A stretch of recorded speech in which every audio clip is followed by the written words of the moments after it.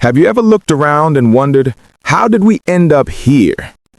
Why is it that the loudest voices are often the least thoughtful? Why do the foolish rise to power while the wise are silenced, ignored, or ridiculed? And why, no matter how much we educate, innovate, and enlighten, it feels as if stupidity always wins in the end? This isn't just your imagination. This isn't just cynicism.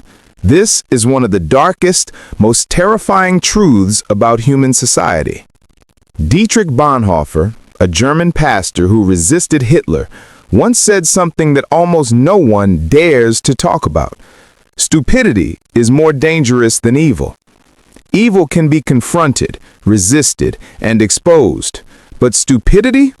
Stupidity is insidious. It spreads like a virus.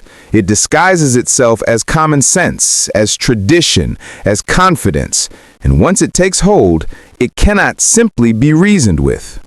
Let's be honest with each other. You've seen it too. You've argued with people who refuse to listen. You've watched leaders make catastrophic decisions while their followers cheer them on. You felt the weight of living in a world where nonsense travels faster than truth, where lies go viral, where entire civilizations collapse, not from external enemies, but from their own blindness. And maybe you've even felt it inside yourself. Because here's the uncomfortable truth. Stupidity isn't just out there. It's in us, in you, in me, in all of us. Think about the last time you followed the crowd, even though deep down you knew it was wrong. Think about the time you clicked share before even checking if it was true. Think about the times you stayed silent because speaking truth would make you unpopular, unsafe, or alone. That is how stupidity works. It doesn't always look like ignorance. It looks like conformity. It looks like the death of independent thought. Plato warned us about this thousands of years ago. In his allegory of the cave, people sat chained in darkness, mistaking shadows for reality. And when someone escaped to see the truth, do you remember what happened? He was attacked. They hated him for showing them reality. Sound familiar? We like to believe we are modern, advanced, enlightened, yet the same pattern repeats. Nietzsche saw it clearly. The crowd does not want truth. The crowd wants comfort. They worship the strong, even if the strong are corrupt. They cheer the charismatic, even if he lies. And they despise the thinker who dares to whisper, "This is wrong." Let me tell you a story. In ancient Rome, the philosopher Seneca warned Emperor Nero about his cruelty, his excess, his lust for power. Nero listened for a while, but soon the foolish drowned out the wise. Nero surrounded himself with flatterers, liars, and fools. And Seneca? He was forced to commit suicide. Rome, one of the greatest civilizations in history, fell not because of lack of knowledge, but because stupidity drowned wisdom. Bread and circuses distracted the masses. Lies replaced truth, and the empire rotted from within. History repeats itself, again and again. Machiavelli, often misunderstood as a champion of manipulation, actually observed this tragic cycle. He knew that power rewards narcissists, liars, and fools because those are the ones willing to do whatever it takes to win. The honest man loses. The thoughtful man hesitates. The wise man doubts. And in a world that rewards confidence over competence, doubt is a death sentence. Now let me ask you something dangerous. What if intelligence, wisdom, and honesty are not advantages in society, but curses? Look closely. The people who question too much, who see too much, who care too much, these are the ones who burn out, who break, who disappear into isolation. They are the ones labeled too idealistic, too sensitive, or simply crazy. Meanwhile, the ruthless climb the ladder. The dishonest build empires. The foolish shout so loud that their voices drown out truth. It's not fair, but it's real. Darwin himself noticed a paradox, that sometimes the traits that help individuals survive in nature, strength, aggression, dominance, are the same traits that corrupt civilizations. Meanwhile, intelligence and self-awareness, which should be humanity's greatest gifts, become burdens. Because if you think too much, you hesitate. If you feel too much, you suffer. And if you see too much, you despair.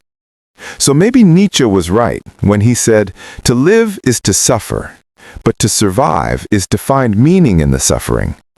Maybe wisdom is not meant to save us from pain, but to give us the courage to face it. Here's the paradox.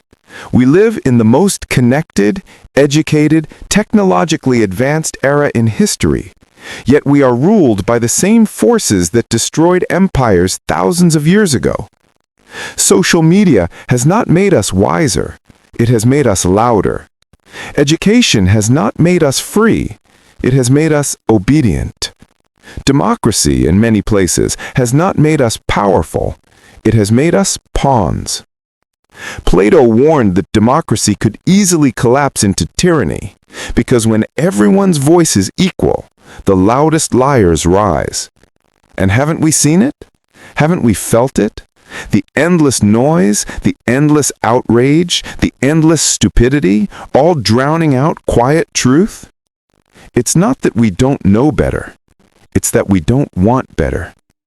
And maybe that's the hardest truth to swallow. Stupidity wins because it's easier. It's easier to follow the crowd than to stand alone. It's easier to be entertained than to be educated. It's easier to believe lies that feel good than truths that hurt. This is why civilizations collapse, not because of enemies outside, but because of blindness inside. Bonhoeffer saw it in Nazi Germany. Nietzsche saw it in the worship of power. Plato saw it in the fall of Athens. Machiavelli saw it in the corruption of Florence. And we see it today. The names change. Think about it.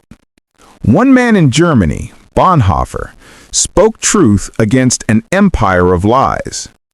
One philosopher in Athens, Socrates, asked questions that shook the foundations of democracy. One prophet in the desert, Muhammad, brought words that outlived kings. One voice, one conscience, one refusal to surrender to stupidity can change everything. Maybe wisdom is not meant to rule. Maybe wisdom is meant to resist. Maybe the curse of seeing clearly is also the blessing of living truthfully. And maybe the world does not need millions of wise people. It only needs a few who refuse to bow. So let me ask you again. Are you one of them? Are you one of the loud, the blind, the conforming? Or are you willing to carry the curse of seeing what others will not? It will not make you rich. It will not make you popular. It will not make you powerful. But it might make you human, truly human. Because to be human is not to follow the crowd. It is to struggle, to question, to resist, to refuse. And maybe, just maybe, that's enough. So the next time you feel powerless in the face of stupidity, remember this. Wisdom has never been about winning.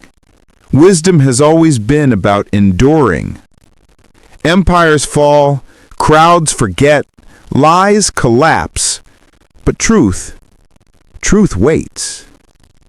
And if you can carry it, if you can bear the curse of seeing clearly in a blind world, then perhaps you are not powerless at all.